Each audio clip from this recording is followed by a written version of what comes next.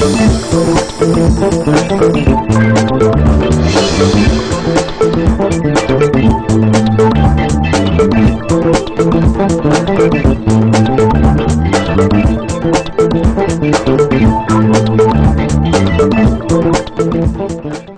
દર્શક મિત્રો, ફરી એકવાર આપનું સ્વાગત છે કાર્યક્રમ અતિથિમાં. અતિથિ એટલે કે ગેસ્ટ ઓફ ધ ડે. ને ગેસ્ટ ઓફ ધ ડેમાં એવા વિશિષ્ટ વ્યક્તિત્વને લઈને આપની સમક્ષ આવીએ છીએ કે જેને મળવાની આપને પણ ઈચ્છા હોય ને સ્વાભાવિક પણ અમને પણ. દર્શક મિત્રો, એક એવું નામ કે જે નામ એ પોતાની ઓળખ છે.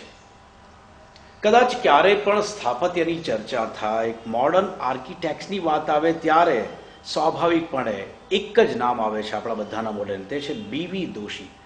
યસ દર્શક મિત્રો, બાલકૃષ્ણ દોશીજી આજે અમારી સાથે કાર્યક્રમમાં હાજર છે. દોશીજી, આપનું સ્વાગત છે કાર્યક્રમમાં. બહુ જ આભાર.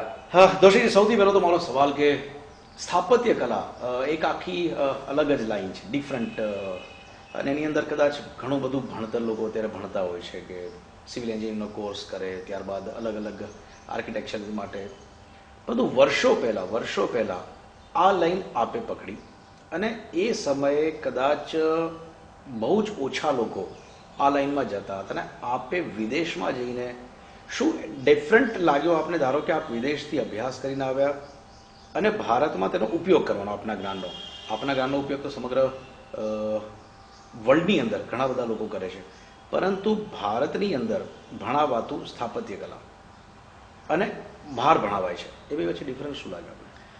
આમાં મકાન આપણે ત્યાં સ્થપતિ કહેવાય આર્કિટેક્ટને જૂના જમાનામાં, અને હવે નવામાં એમ કે છે લોકો કે વાસ્તુશાસ્ત્રી. જી. બેમાં તફાવત એટલો જ છે કે સ્થપતિ બધું સ્થાપે પણ એને વાસ્તુનો એ ખ્યાલ હોય, અને જે એવી વસ્તુ કરે કે તમને જિંદગીમાં તમને શાંતિ મળે, તમને આનંદ થાય, અને તમે ત્યાં તમને જવાનું કે રહેવાનું મન થાય, એ સ્થપતિનું કામ.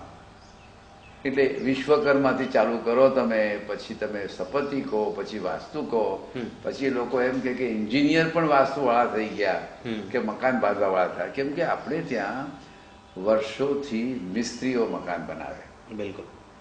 પણ મિસ્ત્રીઓ જ્યારે મકાન બનાવે ત્યારે માણસ જે કામ કરતો હોય, રહેવાવાળો હોય, એ પણ જાણે, અને એ જાણે ખરો, પણ પછી કે ભાઈ મને લાકડાનું મકાન છે કે પથ્થરનું છે, પણ મને થોડી કોતરણી કરી આપો, આ કરો. એટલે એ એક જે વસ્તુની અંદર તમને ટેવ હોય અને તમે જે રોજ જોયું હોય એવી આ જાતના મકાનો થાય કે જેની અંદર આપણી સંસ્કૃતિ આવે પણ સુંદરતા આવે.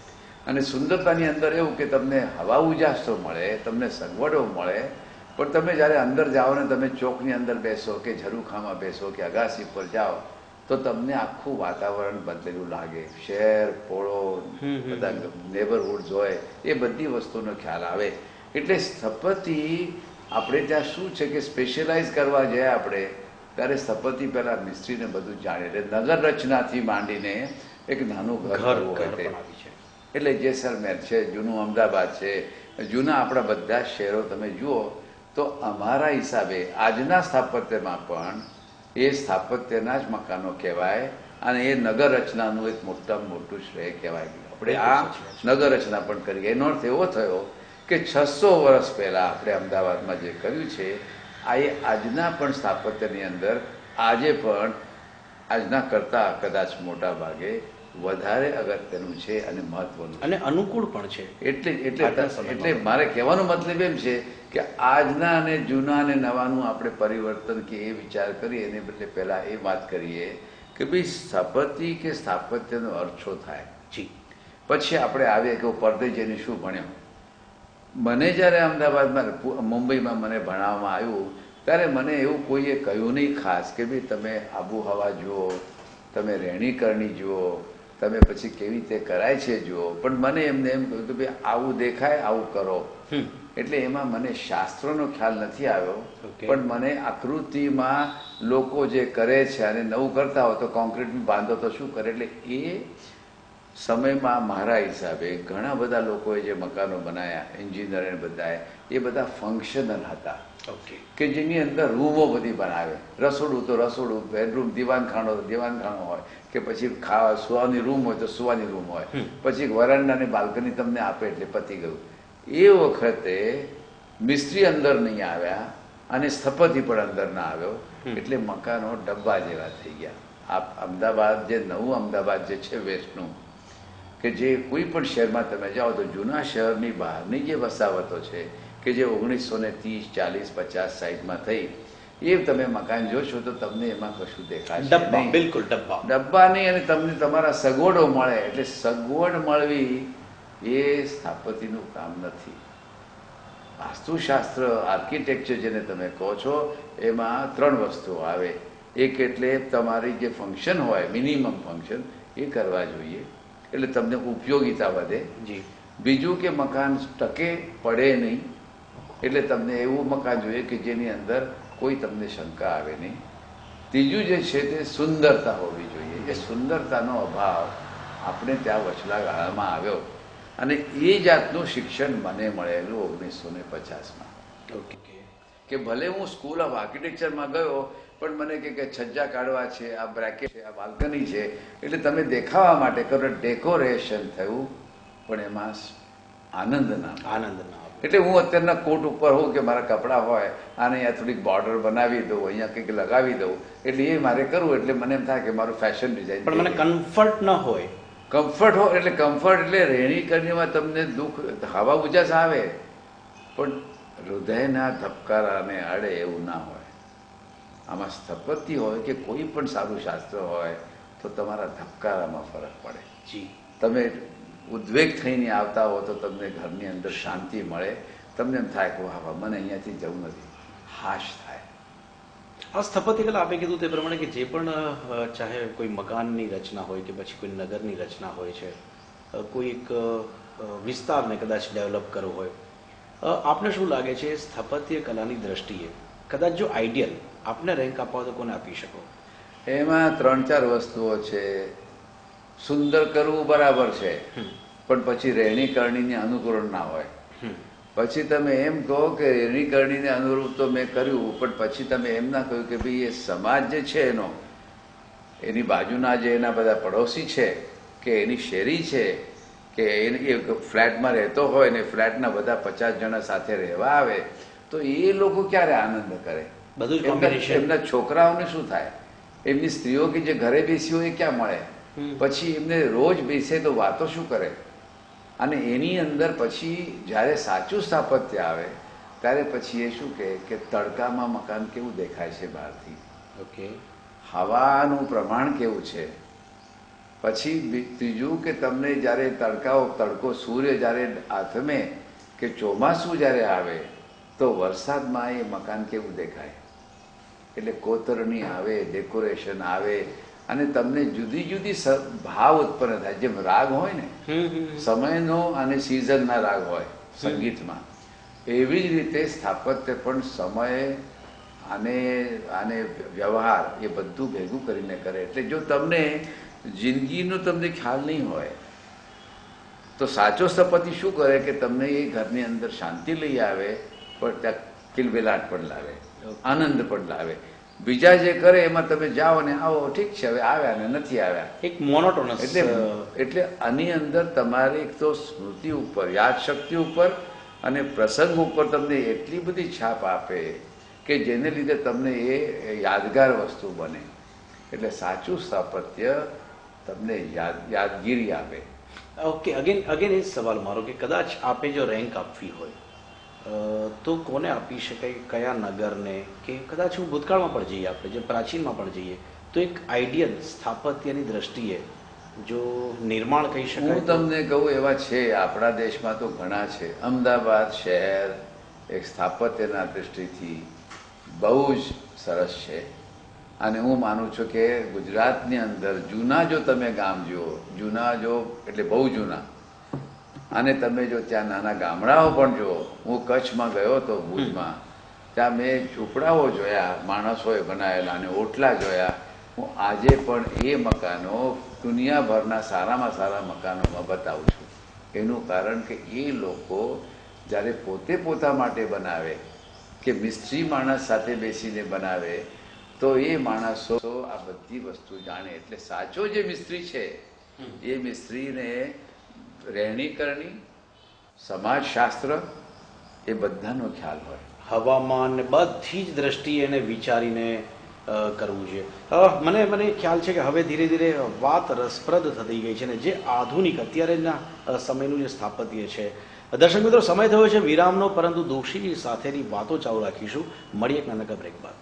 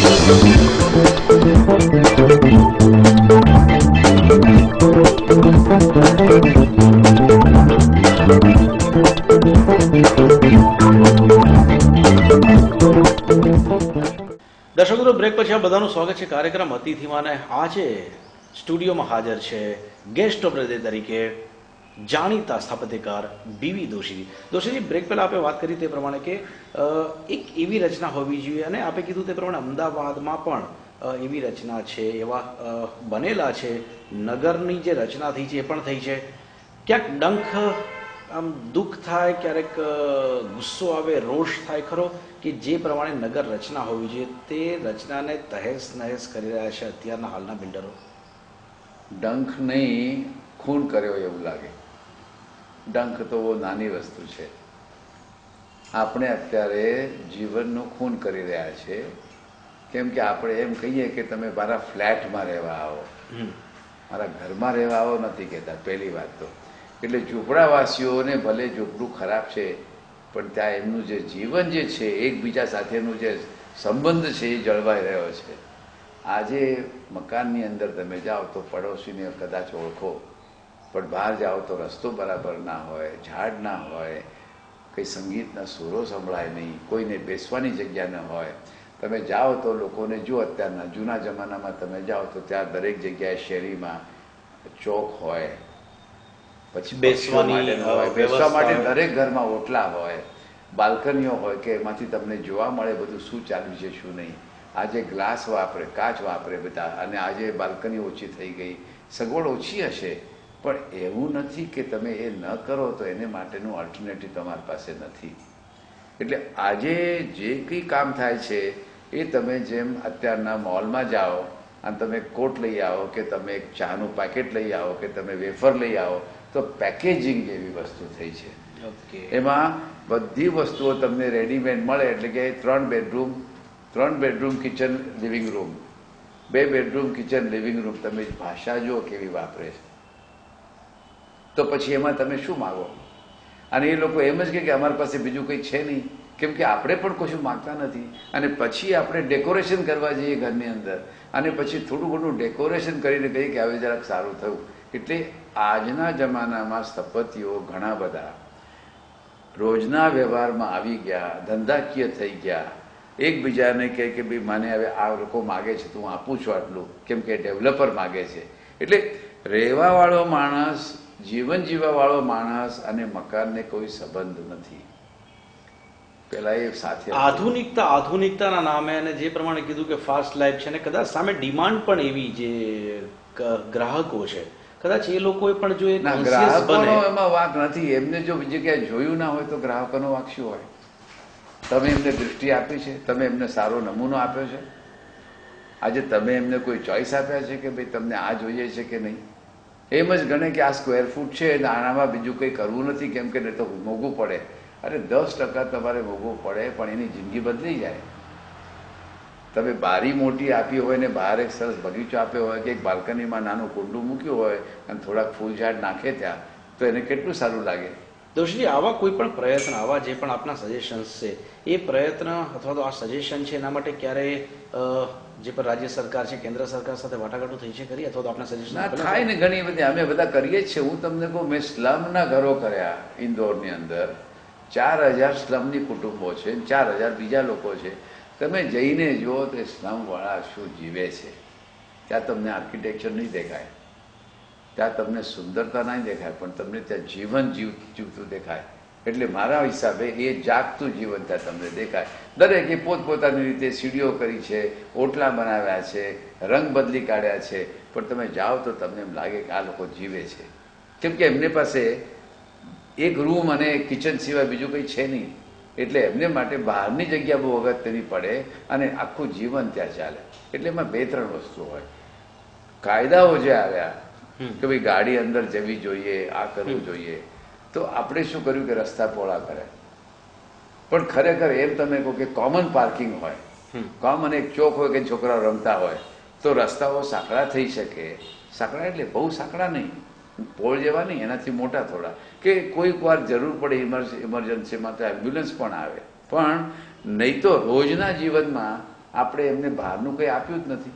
નહીં, હું એ નગર રચનાની જે પ્રમાણે અત્યારે થઈ રહ્યું છે, અમદાવાદ શહેરનો વિકાસ જે પ્રમાણે 2020 અને 2010ના જે પ્લાન બનાવ્યા છે પ્રોજેક્ટ્સમાં, એમાં જે પ્રમાણે ખૂબ જ જે મુકુટ કહી શકાય તેવો સાબરમતી રિવર પ્રોજેક્ટ ફ્રન્ટને મૂકે છે. ના, હવે એવું છે કે સાબરમતી રિવરફ્રન્ટને મૂક્યું તમે, પણ તમે બનારસ જાઓ કે કોઈ જૂના નદીઓમાં જાઓ તો ત્યાં આખું જીવન ચાલતું હોય શહેરનું. તો હું એમ સવાલ પૂછું કે સાબરમતી નદીમાં પહેલા પાણી નહોતું તોય લોકો ત્યાં કદાચ જતા હશે, રેતીમાં છોકરાઓ. આજે તમે પાણી મૂક્યું, પણ પછી તમે જો ત્યાં લોકોને બેસવા ઉઠવાની, કે ત્યાં ચા પાણી, કાંકરિયા લેક છે કે માણેક ચોક છે કે બીજા આપણે અહીંયા તમે જાઓ લો કોલેજ ગાર્ડન પાસે, તો એવી સગવડ જો તમે ના કરી હોય, તમે ત્યાં થિયેટર કરો, તમે ત્યાં કોલેજો, તમે પબ્લિકને માટેની એક્ટિવિટી કરો, અને પછી તમને જરૂર હોય કે પૈસાની જરૂર છે તો થોડા કમર્શિયલ બિલ્ડિંગ કરો, પણ એવી સગવડ તો કંઈ મને લાગતી નથી કે ત્યાં છે એટલી બધી. સાબરમતી રિવર પ્રોજેક્ટનો જે પ્રમાણે આખો પ્રોજેક્ટ બનાવવામાં આવ્યો છે, એક સારા આર્કિટેક્ટ અને એક ક્રિટિક્સ તરીકે એને કઈ રીતે આપ બોલવો છો કે ઇઝ ઇટ પરફેક્ટ? મને એની પૂરી ખબર નથી, પણ હું એટલું કહું કે નદી સાથે અમદાવાદની નદી છે, તો અમદાવાદની પ્રજા ત્યાં આવી શકે, અમદાવાદની પ્રજા ત્યાં સાંજે આવીને બેસી શકે, વાતો કરી શકે, નાસ્તો કરી શકે, સભાઓ થાય, એવી થાય ત્યારે ફ્રન્ટ સારું કહેવાય. આત્માનું બિલ્ડિંગ પણ આના કારણે, રિવર પ્રોજેક્ટ ફ્રન્ટના કારણે જે આપને ખરેખર ખૂબ જ એટેચમેન્ટ છે, એના માટેની કોઈ પણ રજૂઆતો? ના, એમાં એવું છે કે આત્માનું બિલ્ડિંગ દુનિયાભરના જે સારામાં સારા સ્થાપત્ય કહેવાય એમાંનું એક બિલ્ડિંગ છે. જી. અને એ મારા ગુરુએ કર્યું, એટલે ને એની અંદર ઇતિહાસ બહુ છે, અને ઇતિહાસમાંથી આગળ કેવી રીતે જવું એને માટેનો છે. એટલે અમે એમ ઈચ્છીએ છીએ કે આત્માના બિલ્ડિંગની આગળ વધારે થોડા દૂર એમને જે કંઈ પ્રવૃત્તિ કરે, પણ આગળ જો એમને પબ્લિક પ્રવૃત્તિઓ થતી હોય તો એ સરસ લાગે. કેમ કે તો મકાન જીવતું થાય, લોકો જોઈ પણ ખરા, એપ્રિશિએટ પણ કરે, એ રીતે કરવું જોઈએ. એટલે રિવર, નદી એ શહેરનો આત્મા છે, ધબકાર ત્યાં થાય. આપણે ત્યાં પાણી હતું નહીં, જો પાણી લાવ્યા હોઈએ આજે, તો આપણે એનું જીવન સમૃદ્ધ કરવું જોઈએ. અને એની અંદર આજે કાઇટ ફ્લાઇંગના અત્યારના સમજો કે આ વખતે પાછું જો ત્યાં ઉત્સવ થવાનો હોય, તો એવા ઉત્સવો વારે ઘડીએ થાય એવી જગ્યાઓ કરવી જોઈએ. અને જૂનું શહેર ને નવું શહેર એની અંદર બધા જ લોકો ત્યાં આવે. અને તમે વિચાર કરો તો પછી કહેવાય કે આ વહેતી નદીમાં આ ગામ પણ વહી જાય છે અને ગુમ થઈ જાય છે ગામ. હજારો લોકો ત્યાં આવે તો હું કહું કે રિવર મારી પાછી આવી. પણ જો એ નદી મારે પાસે ન આવવાની હોય અને એ નદી પર હું સાંજે ના જઈ શકું, એ નદીની અંદર જો મને એમ લાગતું હોય કે ભાઈ મારે જવું તો જરાક ડર લાગે છે, તો એ નદી મારા પાસેથી દૂર ગઈ. બિલકુલ સાચી વાત છે. મીન્સ એટલે એવી રીતે નગરના બે ભાગોને જોડતું એવું કંઈક એવી વસ્તુ બને કે, પણ પુષ્કળ આખી લાંબી હોય, તમારી પાસે 10-12 કિલોમીટર હોય, તો તમારે લોકો પગેથી જાય અને દરેક મહોલ્લામાંથી અંદરથી બહાર આવે એવી કોઈ રચના, એવું હોવું જોઈએ ને. આદર્શ રચના એને કહેવાય. તમે કલ્પના કરો કે જૂના જમાનામાં જૂના અમદાવાદમાંથી કોઈ પણ શહેરમાંથી કોઈ પણ નદી હોય કે વહેણું હોય કે નાની હોય કે કૂવો હોય તો લોકો શું કરે કે તમે સવારના છોકરાઓ ત્યાં જાય, બહેનો જાય, બપોરના જાય, સાંજે જાય, કોઈ પણ ફંક્શન હોય તો કે ચાલો આપણે નદી પાસે મળીશું. તો એ અડ્ડો થાય. કેમ કે અમદાવાદમાં એવી સેન્ટ્રલ જગ્યા ભદ્ર સિવાય ક્યાંય છે નહીં. નવા શહેરની અંદર તમે જોશો તો સમાજ માટેની, લોકો માટેની જગ્યાઓ કોઈ પણ જગ્યાએ પ્લાનની અંદર મોજૂદ નથી. નાના નાના બધા બગીચાઓ છે, પણ તમે રસ્તા પરથી જઈને તમે જુઓ તો ગાડીઓ ચાલે, બીજું કશું છે નહીં. એટલે ખરેખર તો જેવી રીતે આપણા સ્નાયુ છે ને, આ બધા મસલ્સ અને આ બધા હાડકાની અંદર જેવી રીતે જોઈન્ટ છે છૂટા હોય અને ત્યાં ઓપન જગ્યા હોય, તો બધી ઓપન જગ્યાએ ઘણી હોવી જોઈએ. અને એક હોય કે નાની હોય, મોટી હોય, બહુ મોટી હોય, 50 માણસ માટે હોય, 500 માટે હોય, 5 લાખ માણસ માટે હોય કે 1 લાખ, તો જ શહેર કે નગર તો ધબકતું લાગે. જીવતું થાય અને રહે જીવતું. આજે દુનિયાભરમાં લોકો, પેરિસ જાઓ તમે કે બીજે જાઓ, તો નદી હોય તો એ નદીને એ લોકો એમ કે આ શહેરનું ઘરેણું છે Meeting point. અને આ બધાનું છે. એટલે એ રીતે કરે. સાબરમતી રિવર પ્રોજેક્ટ ફંડ જે પ્રમાણે બનાવ્યો છે, મને ક્યાંક ખબર હજી ખૂટે છે. ના, હું એ નથી કહેવા માંગતો, કેમ કે મેં બરાબર જોયું નથી. Okay, fine. પણ હું એમ જ કહું કે એવું જો બને તો હું માનું કે તો સાબરમતી રિવરફ્રન્ટ લોકો એમ કહે છે કે દુનિયાભરમાં કે આપણા ભારતમાં કે બધી નદીઓ એવી થવી જોઈએ. અને દાખલો એક જ છે મારી પાસે, બનારસ. હું અહીંયા રોકું છું આપને દોશીજી. જે પ્રમાણે વાત કરી અમદાવાદ શહેરની સાબરમતી રિવર પ્રોજેક્ટ ફંડની, પરંતુ ગુજરાતમાં અને અમદાવાદ શહેરમાં બીજા કયા હજી વિકાસના કામો કે જેના કારણે સુંદર નગરની રચના થાય, ચર્ચા કરીશું એક નાનકડા બ્રેક બાદ.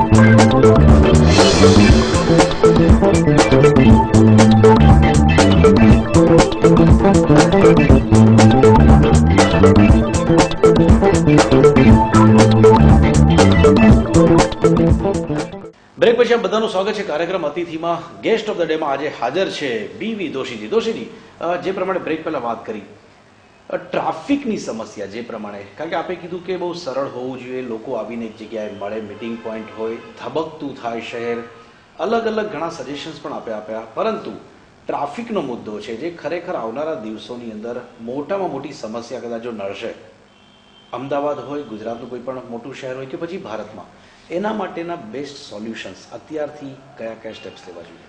હવે હું તમને એમ પૂછું છું કે હું તમારું કે મારું કે કોઈનું પણ એક શરીર લઉં તો હું એમ માનું કે શરીર એક નગર છે, તો એની અંદર બધી જ વસ્તુઓ છે કે જે શહેરમાં હોય, પણ એની તમે નસો જુઓ જ્યાંથી લોહી જાય છે.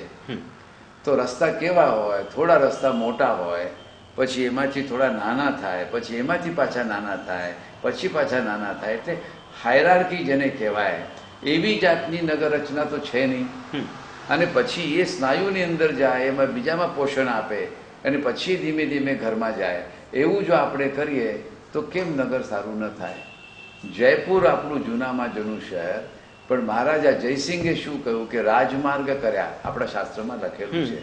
તો રાજમાર્ગ કેવો હોય કે પહોળો હોય, સરસ હોય, ભવ્ય મકાનો હોય કે જ્યાં તમારે જુલુસ થાય, મોટા મોટા જલસાઓ થાય. પછી શું કહેવાય, આપણે હાથી ઘોડા ઉપર લોકો જતા જાય, બરાબર છે કે એ વસ્તુમાં મોટો રસ્તો જોઈએ, ત્યાં દુકાનો મોંઘી હોય, સારી હોય, પછી એનાથી નાના રસ્તા હોય, પછી નાનાથી ઓછા બીજા હોય, અને પછી મોહલ્લાની અંદર જાય. એટલે અમદાવાદની રચના જે છે એ રચના કે જયપુરની તમે જુઓ તો એ બેમાં તમે જોશો કે આમ ભલે આપણે વાંકી ચૂકી ન કરીએ કેમ કે ત્યાં ડિફેન્સની વાત હતી, અહીંયા આપણે મોકળાશની વાત ચાલે, એટલે ઊંધું છે. તો એ જો હું વિચાર કરું તો અમદાવાદમાં રિંગ રોડ કર્યા. રિંગ રોડ તો બરાબર છે કે કર્યા, કેમ કે જરૂર છે, પણ રિંગ રોડ ને 2 રિંગ રોડની વચમાંનો પ્લાનનું શું? ઓકે, જૂના શહેરનો જે જૂનો આપણો સીજી રોડથી માંડીને તમે જુઓ તો કોઈ જગ્યાએ તમને એવી સગવડ મળે છે કે જ્યાં હું અત્યારના જઈને બેસી શકું, વાતો કરું. સ્કૂલો છે, હોસ્પિટલ છે, શોપિંગ છે, પછી બીજી બધી હેલ્થની સગવડો હોય, પછી લોકોને મળવાની હોય, પછી રિલિજિયસ એક્ટિવિટી, ભલે મંદિર હોય, ગમે તે હોય, પણ એ બધી વસ્તુઓ જ્યારે તમે ચારે બાજુ મૂકો અને એની વચમાં તમે એક્ટિવિટી મૂકો કે જે ઇન્સ્ટિટ્યુશન્સ છે. આજે મારે કોઈ સ્કૂલમાં જવું હોય તો કેટલા દૂર જવું પડે? મારે કિન્ડર ગાર્ડનમાં જવું હોય તો મારે બાળકોને અને સ્ત્રીઓને લઈને હું 2 મિનિટમાં કેમ ના પહોંચી શકું ત્યાં? એને કેટલી જગ્યા જોઈએ? પછી કોલેજમાં જવું હોય મારે તો બરાબર છે, મારે યુનિવર્સિટીમાં જવું હોય તો વાત બરાબર છે, એક જ છે. એટલે આપણે શું કરવું જોઈએ કે રોજનો વ્યવહાર, અઠવાડિયાનો વ્યવહાર, મહિનાનો વ્યવહાર અને વર્ષનો વ્યવહાર. આપણા તહેવારો આપણે વર્ષે ઉજવીએ, પણ પાર્ટી કરવી હોય તો વર્ષગાંઠમાં થાય, કુટુંબમાં થાય. પણ મારે કોઈ મહેમાનને બોલાવે તો મારે ઘરે રોજ પણ આવે કે અઠવાડિયામાં એકવાર આવે.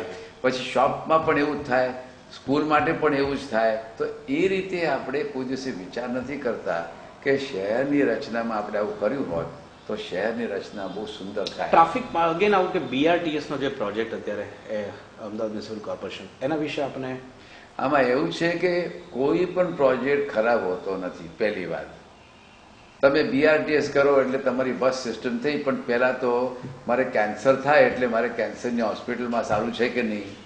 તો કેન્સર થતો હોય તો કેન્સરની હોસ્પિટલની જરૂર છે, પણ પહેલાં તમે કેન્સર થવા કેમ દીધો? ઓકે, એટલે કાલે ઉઠીને હું તમને એમ કહું કે ઓઇલ ક્રાઇસિસ આવે તો શું થશે આ શહેરમાં? સમજો કે ઓઇલ જ નથી, 1 લાખ રૂપિયાની ગાડીઓ ભલે છે પણ ઓઇલ જ નથી, પેટ્રોલ નથી, તો તમારું શહેર કેવી રીતે ચાલશે? કાલે બ્લેકઆઉટ થઈ જાય તો શું કરશો તમે? એટલે આપણે એક બાજુમાં એનર્જીની વાત કરતા હોઈએ તો આપણે કોઈક વખત એવો વિચાર કરો કે આપણી પાસે કશું છે જ નહીં, પણ આપણા પગ તો ખરા, આપણી પાસે હુનર પણ છે, આપણી પાસે વિચારો પણ છે. તો તમે જોજો કે શહેરનું મૂળ જે શહેર છે એ જીવશે. સેટેલાઇટ આગળના રસ્તાઓમાં, મકાનોમાં કશું ભારે પડશે, જશે ક્યાં? જો શહેર સારું હોય કે જે આપણે દાખલારૂપ થાય કે કોઈના પણ સારા મકાનો થાય. આપણે આટલું બધું બાંધીએ છીએ, પણ એક 10% જ લોકો નક્કી કરે, દરેક ડેવલપર એમ નક્કી કરે, દરેક મ્યુનિસિપાલિટી એમ નક્કી કરે કે મારે 10% સારામાં સારા મકાન બનાવવા છે, સારી સંસ્થા બનાવી છે, સારા રસ્તા બનાવવા છે મોડેલ તરીકે. તો હું માનું કે આપણું કામ થઈ ગયું. કેમ કે લોકો જો જાગૃત થાય તો લોકો એ માગશે, કેમ કે એમને ખબર છે કે એમનામાં શું ખૂટ્યું.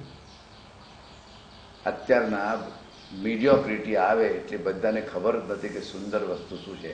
આ હું બાજુના હિમાલય મોલમાં કોઈક વાર જઉં તો મને ખબર છે કે ત્યાં કેટલા બધા સેંકડો લોકો અંદર આવે, કેમ કે ચોક જ રહ્યા નથી શહેરમાં, અને આ તો એર કન્ડિશન ચોક છે, એટલે બહારથી ચા અને કોફી લઈને અંદર આવીને ખાય.